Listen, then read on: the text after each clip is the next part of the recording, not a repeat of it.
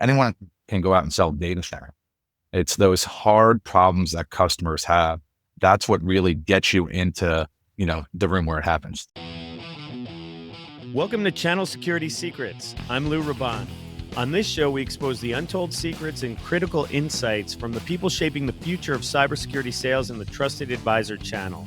If you're looking to up your game around selling security, stick around. Channel Security Secrets is brought to you by Cyber Defense Group, on a mission to shift cybersecurity from reactive to resilient.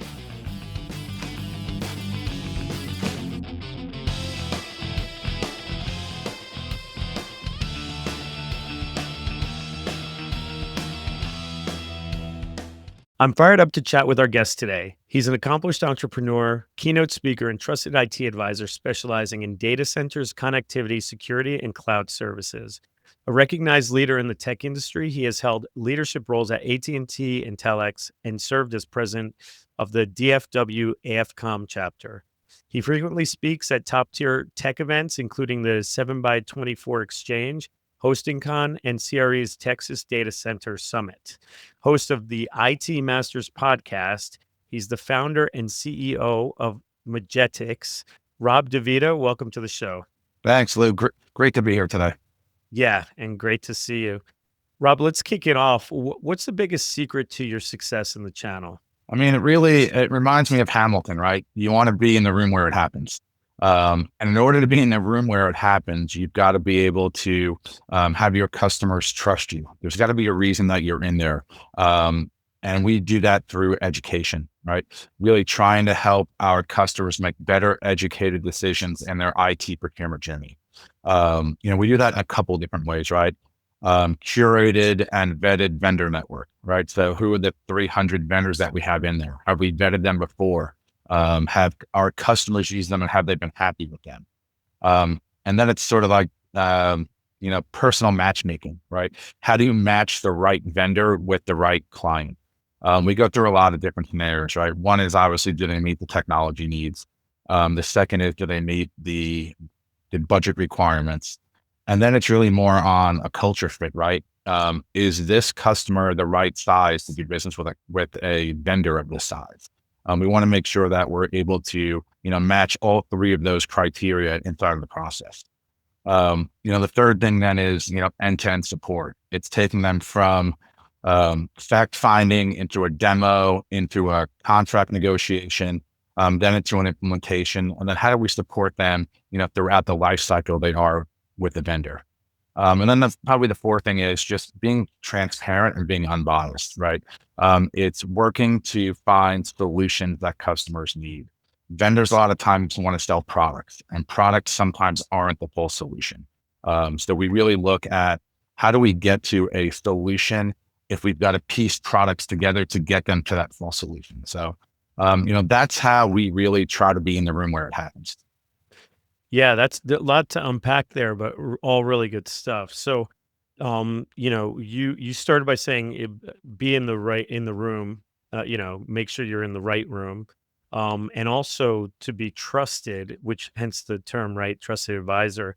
But then, the way you're looking at vendors and things like that, I think all of that goes along with building trust and creating trust with your customers. Because to your point, if you're bringing in a vendor just because you're going to get more margin or more commission from that vendor and they're not necessarily a good fit, that's not going to build trust with your customer, and that's not going to build a long-term relationship. So, all this stuff I think resonates and makes sense. And you've been doing this for a while, so you understand that.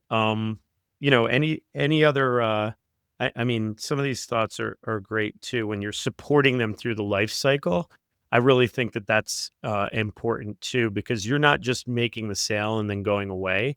You're actually sticking around. So tell me more about that. Yeah, I mean, the first point that you made, if we went and chose a vendor due to the monetary payments to us, that's not a sustainable business model for us, right? Because they don't have a good experience, then we're not going to be able to help them with their second, third, or fourth project. 85% of our customers come to us for more than one IT solution. So when we're talking to them, it's like, hey, give us a shot on one deal, on one project, and let us prove that we deserve a seat at that table. And we've got 85% of our customers come back and say, hey, thanks for helping us with this. Now, can you help us with another project that we have? That's cool. Yeah, and what about the vendors? So you're talking about finding the right vendors. Obviously, we're a vendor, so we always want to know what do the TAs look for? We know what customers are looking for mostly, but what do TAs look for? Like, what are you looking for in a good vendor? Um, Responsiveness, responsible. Those are probably the two biggest things, right? When we call or our customers call, you have to pick the phone up. We don't expect you to have the answer or be able to fix something immediately, but we expect to hear a voice on the other side, right? That's really important is how responsive are they when things are going good? And more importantly, how responsive are they when things are going bad? We also look at, you know, we like to get education from our vendors, right? You guys are seeing stuff probably that we're not seeing. So how do I upskill my team to be, well suited to go into these conversations with C-level executives and create, a sense of belonging there. We're not practitioners, right? Like the customers are. So what we can bring to the table is education for them. Yeah, and the education, do you lean on the vendors for that education sometimes? Yeah. So every Monday we'll have a different vendor come in and educate us on what they have new from a product offering or something that they may be doing differently. So an education is very important for what we do at Mejeticks. Like I said, every Monday we have a different vendor coming in and giving us updates on the newest technology trends. When we look at the technology landscape, it's much different now than it was a year ago or 5 years ago. It's so complex now. That's why we think we're in a really good spot to, help customers make those complex decisions, right? Our job every day is to go out and learn what vendors in the marketplace are doing. Very few customers have even one head count that's their job. So when they're making decisions, they rely on us to give them an idea of what the playing field looks like. Yeah, and so the complexity, that's really interesting to me because that's what we run up against too. You've been in this trusted advisor channel for a while.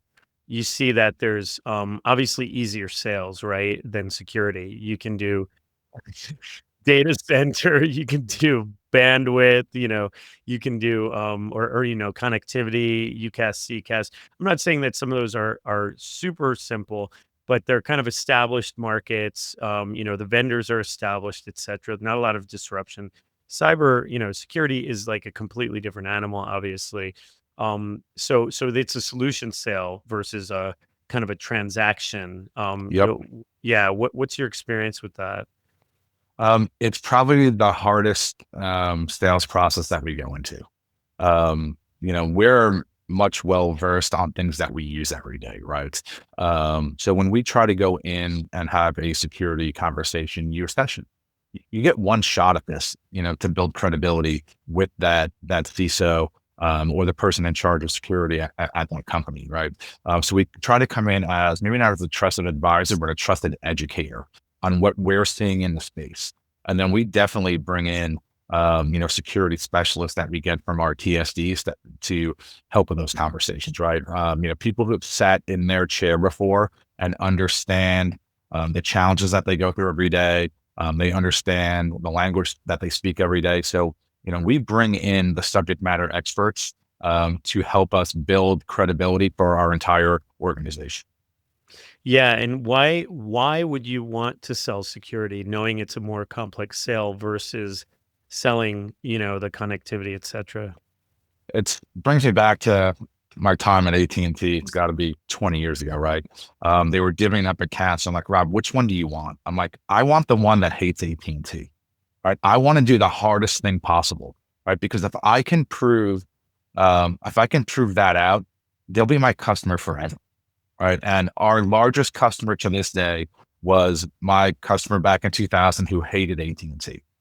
And if you're able to go in and solve issues or problems that, are really that the customer's struggling with, um, that's how you build credibility. And that's how you become a trusted advisor. So, that's, one of the reasons why we like to solve hard challenges for customers.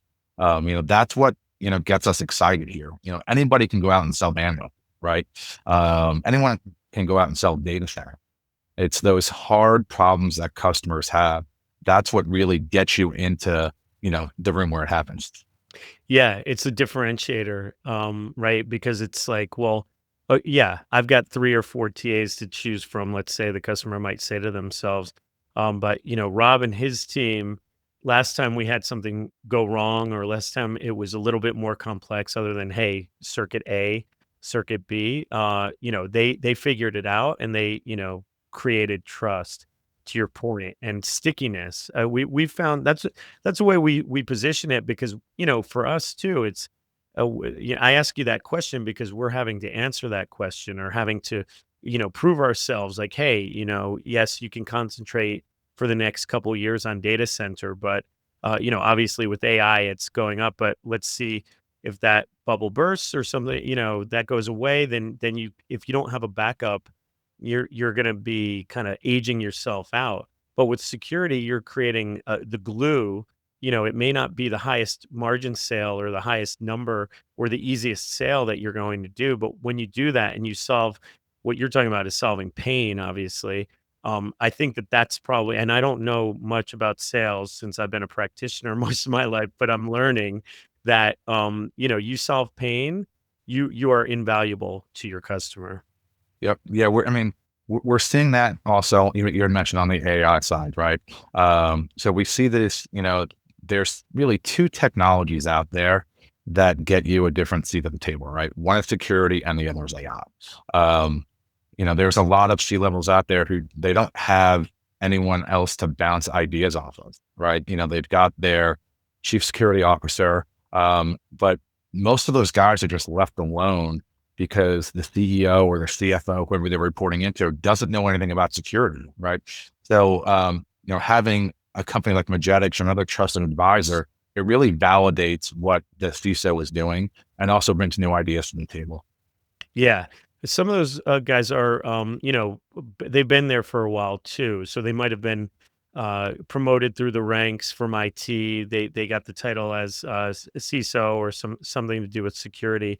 And to your point, often they don't see enough of different environments. They just have kind of a myopic view of what they see all the time. So having that's another value proposition for trusted advisors because yeah, exactly what you said. You come in, you're like, have you thought about it this way? Or have you seen this? Um, you brought up AI, so we got to go down that rabbit hole, right? What kind of problems are you solving around AI for your customers? It's been awesome for us. It's our fastest growing practice right now. We really differentiated ourselves because when you look at sort of the traditional TSD channel, right? They've been really focused on contact center and AI in contact center. And through my research, the contact center market share is 2% of the overall addressable market inside of AI. So we said, hey, how do we start to look at that other 98%? And we've really done it through AI enablement. And that's helped us uncover and the customers uncover really what can AI do in my business, right? We try to get the customers away from, using ChatGPT or Copilot or Gemini as Google, right? You're using 1% of what the LLMs can do. So by going in there and educating them on how to prompt and what they can get, what they can get out of it, you see in these meetings, the light bulbs go off of, hey, can I do this for the 4 things in finance or the 5 things in marketing?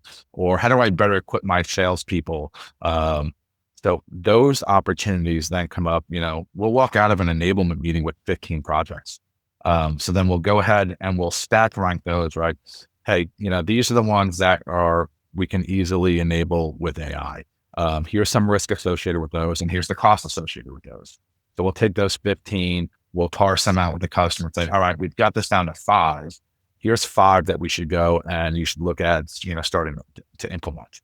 So, it's really exciting to change the way that companies operate, right? Again, you talk about being in the room, right? It's not selling somebody a circuit, right? It's changing how someone in finance works. It's changing how somebody in sales prepares for, to go out and prospect.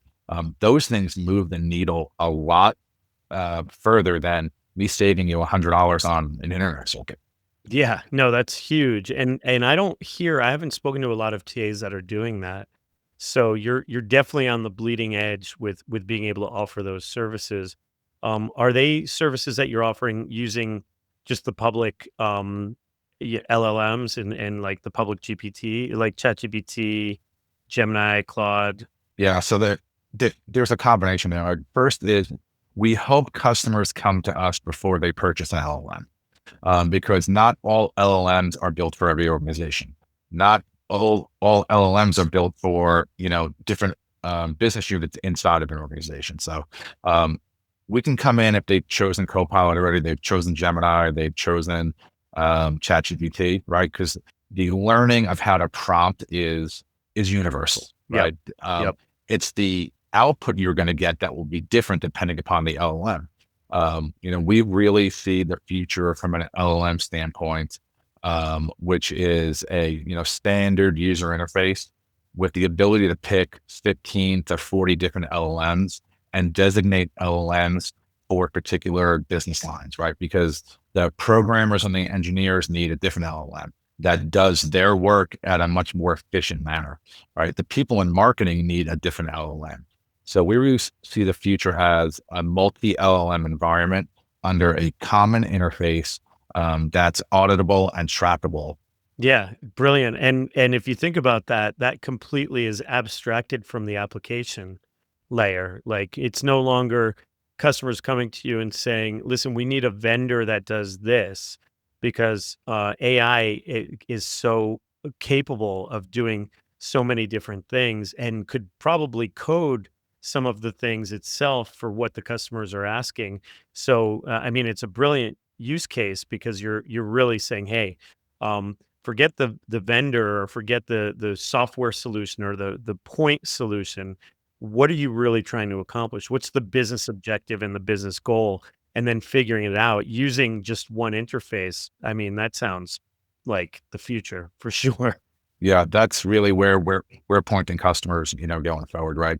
And it took a while for those solutions to come to market, but they're here now, right? And you've got choices, between different vendors for that. So yeah, we definitely agree, and that should be the way that enterprises are moving forward, right? Even if they want to go build their own with multiple LLMs, if you can prove the security and the audit and the compliance on it, you'd rather buy Bristol. Like we tell this to our customers all the time, right? You're not going to go out and build a data center now. You're not going to go out and build your own cloud. So why would you do that with anything else? Your job as a customer should be managing your applications, not running shit. Yeah, big time. Yeah, that's really nice. So AI is an increasing part of your business essentially. Yeah, it's the fastest growing part of Magetix and the engagements that we get into right now. Very cool. Very cool. Yeah, there's a lot about AI security. We won't. I'm not going to go down that rabbit hole with you right now, but only to say that AI security is data security. So that whatever you're feeding into the AI, it better be you better know that it's either protected by whatever LLM or whatever systems on the other side, or that you're not feeding it sensitive information. I don't know if those conversations are coming up. That's a great point, right? Because um, companies need to deploy a corporate AI strategy, right? So we're working with some customers and we're building their AI center of excellence, right? What are our policies and procedures and our governance models around deploying AI inside of our workforce, right? Because if you don't give them something, they're going to go on their phone or they're going to go to a public chat GPT and they're going to start using it, right? And you've got the worst shadow IT you could ever imagine, Oh yeah. not being able to control the data that's going out about your company. They're uploading documents. It's being done, right? So you've got to be able to give them a sandbox, a controllable sandbox to use these things in, so you have more control over the data that's coming in and out of your organizations, right?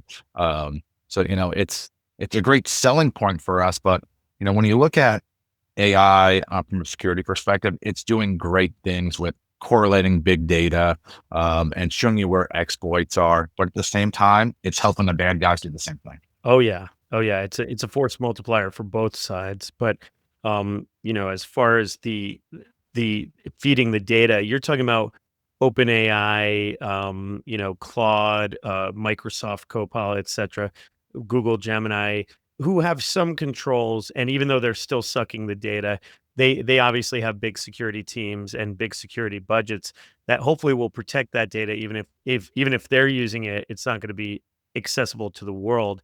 The real problem is the small AI companies that are popping up that are 5, 10 people that have 100 million in funding, and all they're doing is popping that into, compute and other stuff, or just riding on top of the open AIs of the world, but they're still taking that data, holding it in their systems, and it's completely unprotected. The first thing I do anytime there's a new AI product, AI note taker, AI presentation creator, name it. I go onto LinkedIn and I look at the team, and it's usually 5 or 10 people if you're lucky. No one, dedicated to security, but you go to their website and it says, "Oh, these are all the things we're doing for security," which is usually, a front page created by, something Trust Center or Vanta or something like that. Yeah, it's a real, shit show right now. I mean, it's really a lot of danger with the way that, these third-party AI tools are being used for sure. We're we're seeing the same stuff, right? We're trying to make that that education at the forefront when we're talking to companies about AI, right? And it goes back to, if you're not a practitioner, you need to be an educator, right? But what we did, I think, really helped us to get into the AI fold a lot quicker. Is we took the enablement class ourselves. Like, we paid for them to come in and show us how to use um, some of these LLMs, right? So now when we're having conversations with customers, we're on the practitioner side also, right?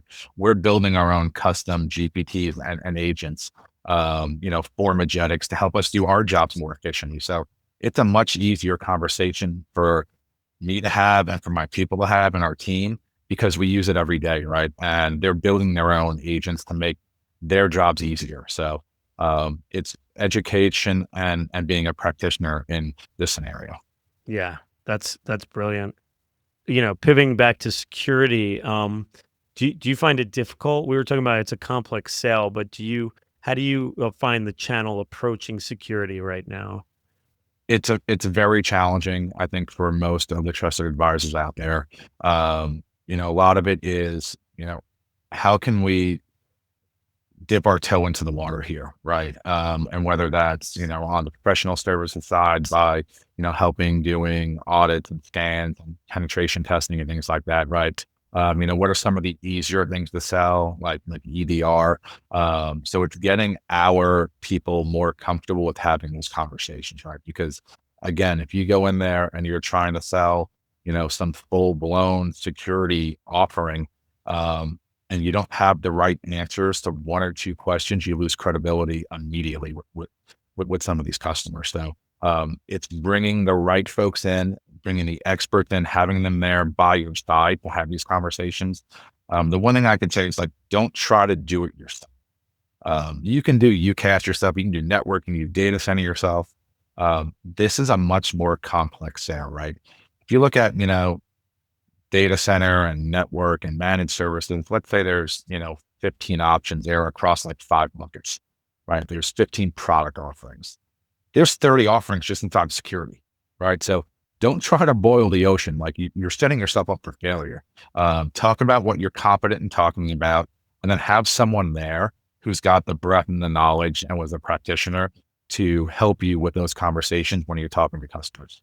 Yeah, we this is a recurring theme on amongst a lot of the guests on the podcast, which is it's okay to say I don't know, and say, hey, I've got someone that I work with. So, I think a lot of TAs may be afraid to even start the security conversation based on the things that you're talking about, Rob. Which is, hey, if they get in too deep, they're going to get into a technical conversation that they're not comfortable with. But as long as they become comfortable with saying, hey, listen, I don't know, I'm not the expert, but I do know the expert or the experts, and they bring us in, or someone from the TSD, someone from the team that might understand even internally a little bit more about security. that's the secret right there as well, right? Yeah, you've got to get out of your comfort zone, right? And raise your hand and ask for help. The help is there. The TSDs have the resources, right? I talk to TAs all the time and they're like, well, we want to do it ourselves. I'm like, well, you can continue doing it yourself. Someone else is going to come in there and start selling security and AI because you're not having those conversations. And then you're going to lose your value prop by doing the commodity stuff, right? Anybody can do the commodity stuff in their sleep. It's the challenges. You've got to be able to meet the customer where they are and have those conversations. Yeah, yeah, transactional sales is pretty much dead. I don't know if it ever had a long shelf life, but especially now with the complexity of everything happening, and security becomes even more important based on what you were saying earlier, which is that we're using AI to defend, but now the attackers are using it to attack, and we have to be right all the time. They only have to, be right once. So it's really, really a tough, environment to operate in if you're not bringing solutions like security to the table, because the other thing is every company is a tech company these days. Like, no one can operate, without the internet or without some kind of, technology that they're using. Yeah, it's funny you brought up, you got to worry about all of them. It's back to what one of my friends told me. He's got two sons, I've got two daughters. Oh, He's like, I got to worry about two boys. You got to worry about all the boys. I was exactly, like, yeah, I'm like, thanks, buddy. Appreciate it. yeah, you gave the G-rated version of that. Yes, I did. Yep. Yeah, yeah, I have 2 boys too, so I totally get it, but, yeah, that's right. It's like you cannot let your guard down in this environment, whether you have daughters or whether you have any kind of environment with technology, because it's, Yep. it's pretty nuts out there. Do you have any, other than, saying, "I don't know," and leaning on the TSDs for help, any other kind of, advice you'd give to TAs that are trying to dip their toe in the water for security? Yeah, I mean, start with the easy stuff. You're selling network, right? Go out and sell Fortinet or Palo Alto. Add those managed services onto what you're selling right now, right? Customers have SD-WAN out there, and those SD-WAN devices now, those are the easiest way to start selling security at the edge. When you're talking to customers and they want a managed help desk, right? Instead of bringing in an MSP, bringing in an MSSP, and really make that a security focus instead of, hey, I need my laptop fixed, right? So there's different, ways you can start to get into the security world without being a hardcore security person, right? Look at the low hanging fruit, get creative. Um, you know, talk, change those conversations what you're having with your customer instead of a help desk. Like, hey, the help desk is the easy part, right? What are you doing around your security posture for your end user? What are you doing around, training? Do you have a virtual CISO? Those conversations create more value because you're looking out for the customer's best interest and you're bringing something new to the table for them. Yeah. A business, you're tying it to business outcomes too when you start speaking about, yeah, so what are your goals? And you can't get there without a programmatic approach. If you start hitting point products, yeah, let me, get you a firewall, or that's a good way to start. But yeah, you can work your way through that. You also mentioned the MSPs versus MSSPs. What are your thoughts on MSPs providing security? I don't believe the majority of them are experts. I believe they have added product stacks to their existing product, to what they're offering, right? When we look at, somebody who's going to come in and do security, we want expertise there. It's really with any technology. I don't want to, give a vendor to a customer because they also do this, right? Because if they don't want to do it anymore, it's really, it's a small part of their business. We want people this is their core business. That's why we look at MSSPs now instead of MSPs, in almost all of our engagements, because the MSP part is the easy part to do. The MSSP part, the security part, is much harder. So that's where we focus our attention now, is on the MSSPs, because security is so much harder. Yeah, yeah, we've this is a battle we've been fighting for a while. I mean, to your point, the MSPs come in with like the Lab Tech or ConnectWise stack. It's got Huntress, Sentinel One. Those are tools that are effective. And for smaller entities, smaller organizations, it might make sense for the MSP to do it. It's just per seat license, etc. But once you get into any sort of desire to get more expertise, more complexity, larger organizations, you're definitely going to need the expertise. Now, that's obviously what we do. We don't consider ourselves an MSSP though. When you say MSSP, I think of the MDR providers as the MSSPs. I don't know if you have a distinction between, would you consider like a solution like consultancy solutions provider like Cyber Defense Group as an MSSP, or would you consider that more of a kind of an MDR provider? Um, Now we would the MSSP will have a full MDR practice, but they will do help desk all the way up through virtual CISO and compliance and really a one-stop shop for anything, but they're focused around the security practice and then have those other bolt-on uh, offerings. Yeah. What we're seeing also is that the MDR providers are really good at MDR. When they start to offer the other services around it, it's usually a funnel to get back into MDR. And sometimes it's not their core business because that's what you're talking about. The MSPs, their core business is IT. It's not security, but they can make some more margin. They can make some more money, especially when they're not actually doing it. They're just passing it to another vendor. That's how they do it. Unfortunately, the MDR vendors, we've seen a lot of that too, where they're, really, really good at MDR. They're not really good at some of the other stuff like vCISO, et cetera. Their version is a little bit different or a lot different than what we do. So I don't want to, this is not a conversation about us versus them because I think everyone has their role. But I think it's also important since we're talking about the MSPs, MSSPs, let's, be clear that be sure when you're vetting those vendors, do they actually have a practice around that? Meaning, an onshore team that is dedicated to just providing those security programs, or do they have that one person that acts as a VC, so gets charges by a block of hours, or is outsourced, but from another company, and really they're just trying to get more MDR work. Yeah, we try to stay away from the vendors where if somebody gets hit by a bus, we're in a lot of trouble. Right, All right. right. You've got to have a bench of people. You've got to have competencies. You've got to be up training your employees from a vendor perspective, right? Again, this is a conversation with customers around risk, Yeah, right? So exactly. when you're having a conversation about risk, the risk can't be this dude gets hit by a bus. We're in a lot. The vendor's in a lot of trouble, right? So the risk goes both ways when we're vetting vendors, as well as and the customers need to be able to accept that risk, and hopefully it's mitigated by having a bench of people with competencies that the customer doesn't have, nor should they have, right? Because we talked earlier about your job's to manage your applications, not your infrastructure. Well, it's sure as hell not to manage your security, right? You'll never be able to keep up. I remember, customers can barely catch things, right? Today, still, Yeah. yes. So like that's like table stakes. Like that you should be able to like not have to worry about this stuff.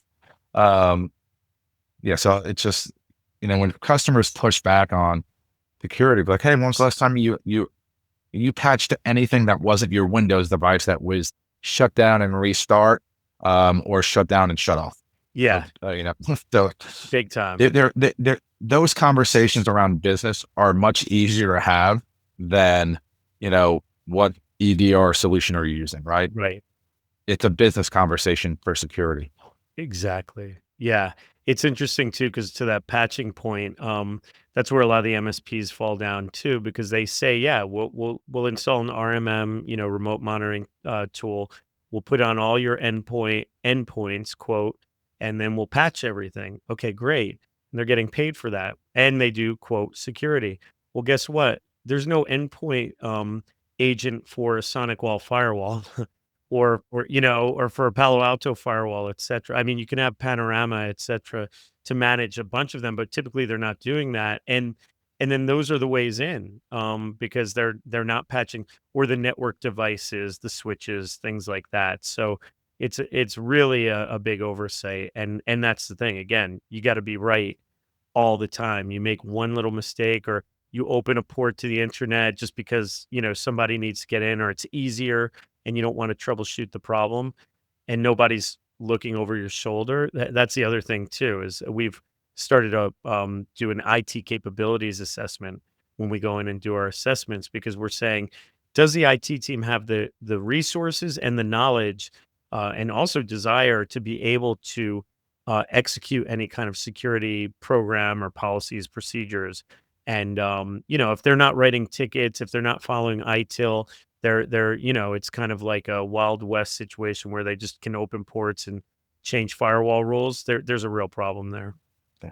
Well, and then you look at, you've got these contractors, right? They're the hardest ones to secure from an endpoint perspective, right? Because, they're going into your, they're working on AWS, they're working on Azure for you, right? They're in your databases. And, we have conversations with companies like, well, we don't want to piss this guy off. And you're like, well, if you're worried about pissing him off, that's, a big enough reason to make sure that he's secure. Yeah. Yeah. I'm like, let's think about what we just verbalized, and let's think about, hey, in what other scenario would you allow this to happen? Right. Exactly. Like, that's the guy that needs to be the most secure. Exactly. Exactly. So what are some of the challenges that you and the team are solving right now? We're doing a lot of work around AI, and we handle a lot of infrastructure stuff, but, to sort of keep it on the security side, it's getting customers, if they're not a large global enterprise who should be doing this themselves with best of breed tools, it's getting them to look at, giving up control and letting someone who does this every day do it. There's a cost factor there. And there's also sort of a comfort, right? It's, if you're having these conversations on strictly an IT level, they're very hard to have, right? It's very much a business unit owner or a C-level discussion where, you've got to take a look at what the risks are in the organization, and the benefits that an MSSP can bring to the table, right? I'm a firm believer, and we talked about it, don't manage the security, don't manage the infrastructure, manage your applications. And we also talked about, the fast changing environment of IT, and, you times that by 10, and that's security, right? So, you've got to be able to have an organization that you trust, and that you value, that is making the right decisions to keep up with what's going on. Now, if an exploit comes out at, midnight, right, you're vulnerable, and it's spreading like wildfire on, all of these different, dark web websites. It says, hey, I found a new vulnerability. You sure as hell better have somebody who can patch quickly. Oh yeah. Yeah. We've seen both, environments where they were able to detect it and contain it, isolate the instance, or isolate the network segment, kick the bad guys out, clean it up, and get back to business in a very short period of time, where maybe almost no one knew about it except the people involved.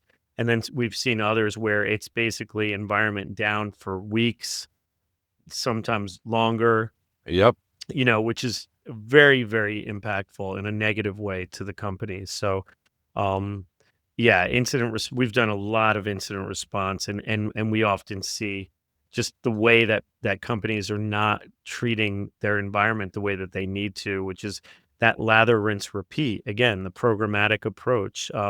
So if you do that, if you have a program, if you look at security as a circle and that is a straight line, you'll be able to detect those things quicker and respond to them. And so, how do you have those conversations? Get to the C-suite. We're on the same page. We typically will almost always, make sure that if we're not speaking with the highest business stakeholder, that understands the business, then we encourage them to get us to speak to the C-suite or the board, so we can talk about organizational risk and things like that. But that's usually after we're in there. How do you kind of get the message across. If you're dealing with the director of IT and you want to get to his boss or her boss, or basically to the CFO or the COO, how are you navigating that? Yeah, I mean, it's yeah, you ask them to be your champion, right? Hey, we've helped you with these three other projects. This is a different conversation about business risk that need to be had with different people, right?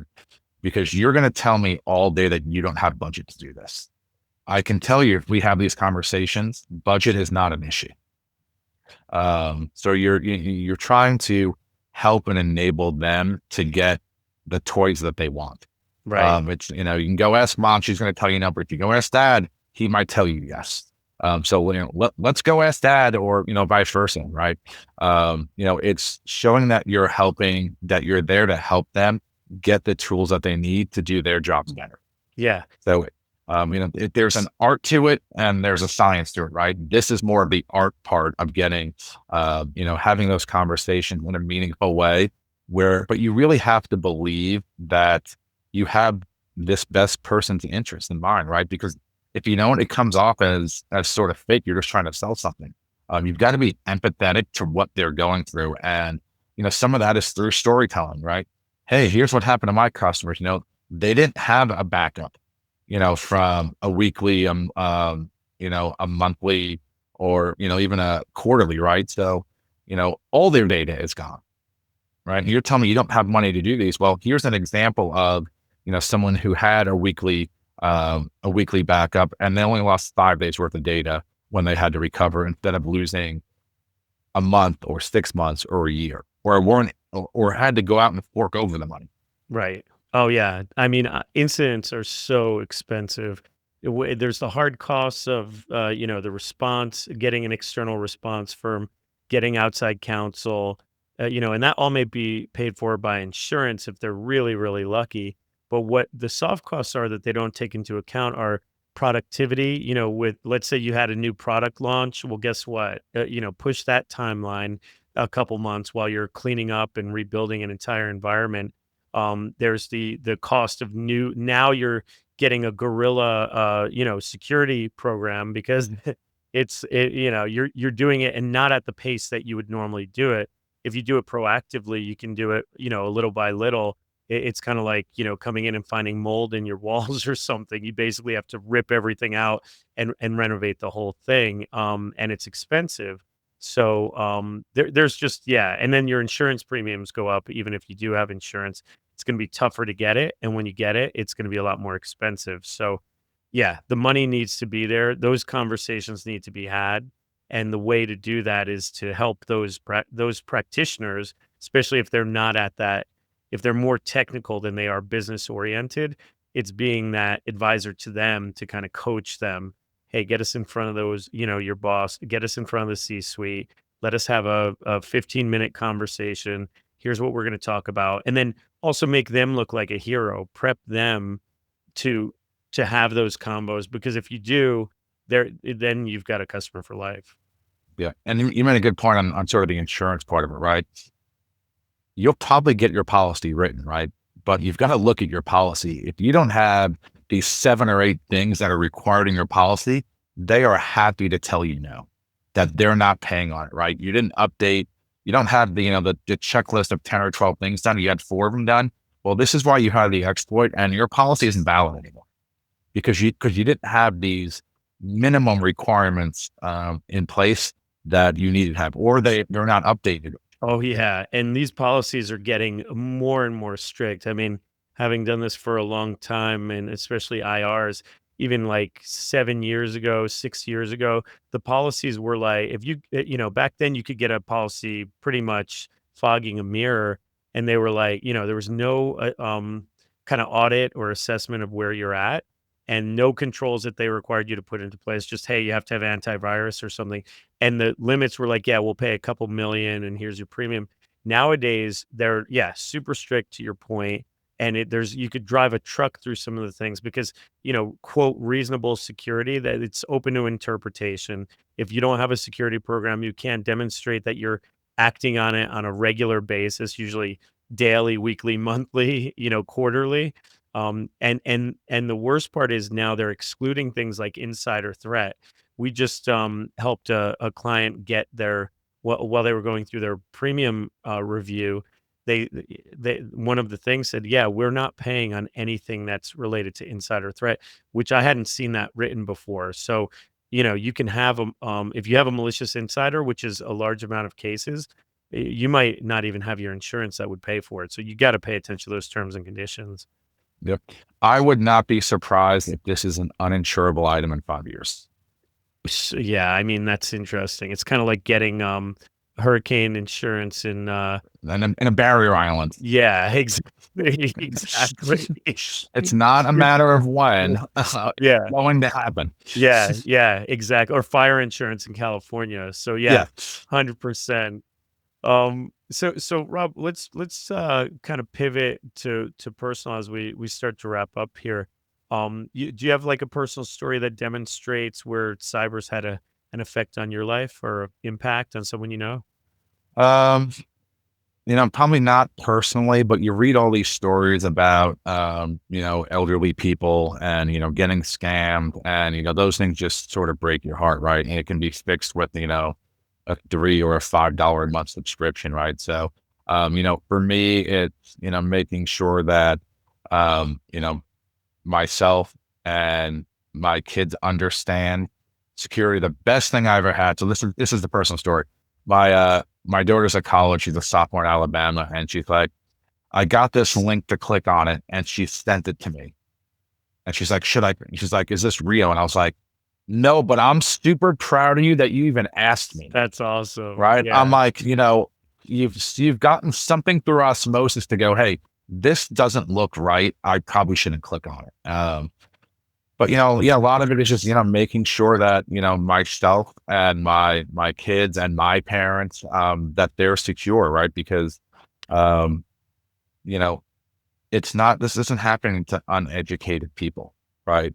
It's got to be top of mind. Do I click on this link or do I not? And if it's not, you got a lot of links you're clicking on. So it's, sort of from my personal standpoint, it's making sure that just my family is aware of security and what's out there. Big time. Yeah. My poor boys, they've grown up with a, cybersecurity practitioner as their dad. So I've got like very strong firewall on the perimeter. I've locked that down their devices. But I always said to him, listen, if you can get past it, I won't punish you because I wanted to see how far they would go. And I have to say my youngest son, he's actually done it. So I'm, every time I put a control on, he's figured a way out. Now he has YouTube and TikTok to help him out, obviously, but still, um, everyone else does too. So it's pretty valid. Yeah. Rob, what got you here? How did you, actually, you and I know each other from a very long time ago. And you took a journey to get here. You're originally from the Northeast. What got you to Texas and doing this? Yeah. So out of school, I was fortunate enough. I had a father who worked for AT&T for 49 years. So I was able to get a job at AT&T right out of school, and it was great. It was working with AT&T's largest media accounts in the United States, and the best thing about it was AT&T. If they're not good at anything, they're very good at training their people. So I learned a lot about a lot of technologies, and it was really good because I was young, I was out of school. And you could travel to any place in the US to go take training. I was like, this is great. I'm going to go, hop on a plane and travel and go learn stuff about technology, which was interesting to me. That's So I awesome. did that. And then my mentor at AT&T actually became the CEO of Mejeticks, a guy named Eric Shaparo. And I followed him over there and really got into the data center space. And that's where I started learning about trusted advisors and the indirect channel.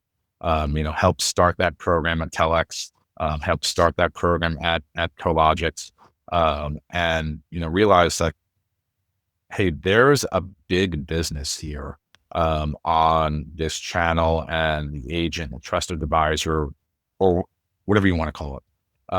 And one of the things that always frustrated me when I was working at companies is that you know my my customers trusted me to give them recommendations on things, and whether it were stuff that we sold or stuff that we didn't sell, or more importantly, stuff that we sold that they shouldn't buy. Right. Um, and I had really no way to monetize those relationships.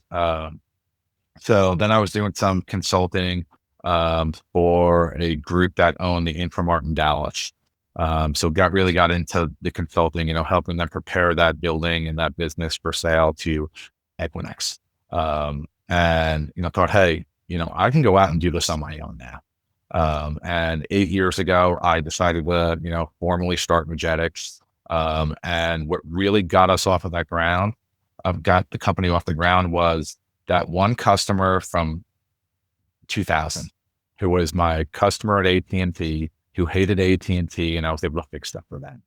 So 17 years later, I told him what I was doing. He's like, hey, I need some help with these two data center projects. I need help with this UCAS project.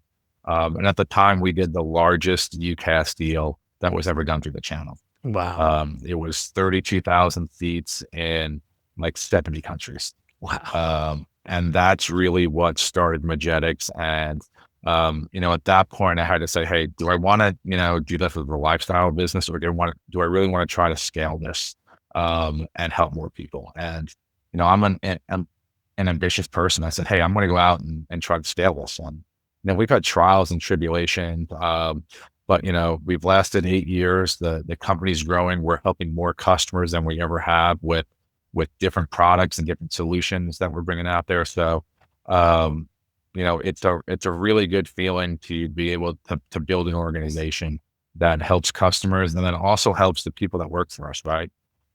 It's one thing to be a sole practitioner. It's another thing to be able to, change the lives of people who work for you, right? And who work for the team.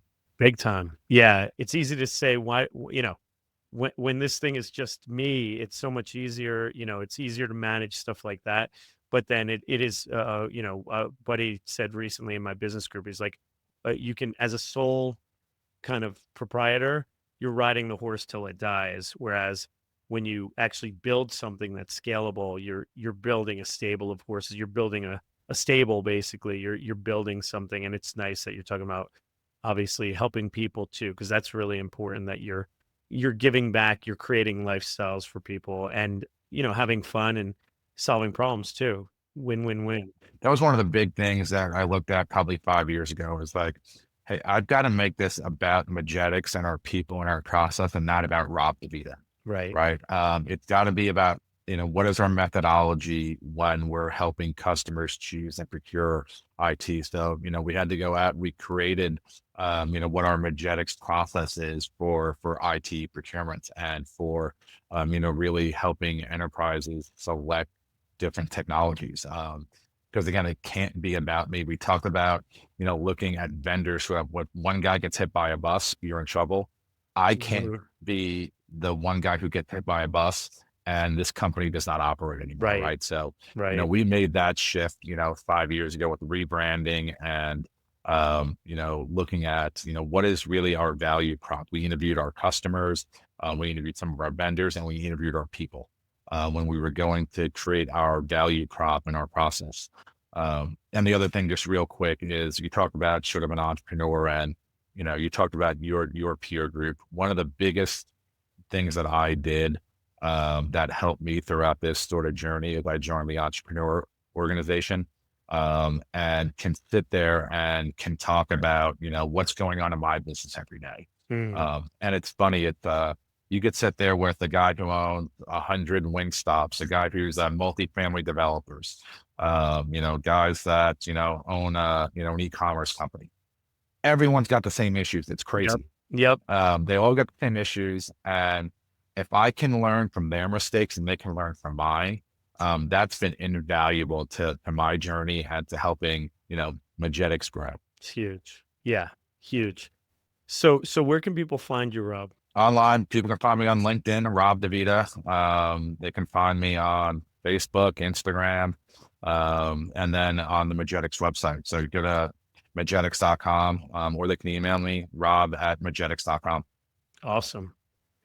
Thank you, Rob DeVita. It's been really a great conversation that encompassed entrepreneurship, AI, great sales techniques, and your journey. Thank you for joining. Good stuff. I really appreciate it. Thanks, Lou. Yeah, yeah, and thank you to all those that are watching or listening. If you learned something today, please tell someone about this podcast. Thanks again, Rob. And this has been another exciting episode of Channel Security Secrets. See you next time. That's a wrap for this episode of Channel Security Secrets. Thanks for tuning in. For show notes, guest info, and more episodes, visit us at channelsecuritysecrets.com. Channel Security Secrets is sponsored by Cyber Defense Group. When it comes to protecting your business, don't settle for reactive. Partner with experts who build resilience from the ground up.